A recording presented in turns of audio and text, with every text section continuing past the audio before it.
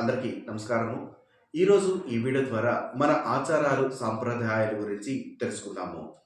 మన భారతావని కర్మభూమి, ప్రపంచానికి నాగరికత నేర్పినటువంటి వేదభూమి. ఇక్కడ అనేక ఆచారాలు, సాంప్రదాయాలు కనిపిస్తూ ఉంటాయి. నిత్య జీవితంలో పంచయజ్ఞములు ఆచరించడము పుణ్యము, పురుషార్థము దక్కుతుంది. పూజ, హోమము ఈ రెండింటిని ద్రవ్య యజ్ఞము అని, ఉపవాసము, వ్రతములు, నోములను తపో యజ్ఞమని, ప్రాణాయామ ధ్యానములు యోగ యజ్ఞమని, స్తుతి స్తోత్రం పారాయణములు స్వాధ్యాయ యజ్ఞములు అని, ధ్యానము ఉచ్చారణ రెండు బాహికమైన యజ్ఞములు. ఈ 5 ఆచరించడము మన ఆచార సాంప్రదాయాలలో అతి పవిత్రమైనవి.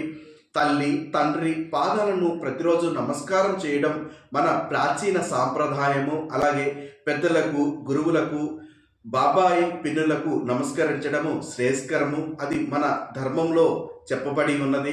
ధర్మం వలనే విజయము, సంపద, సుఖశాంతులు, కీర్తి ప్రతిష్టలు వస్తాయని చెప్పే ఆచార సాంప్రదాయాలు మన సాంప్రదాయములే ఉన్నాయి.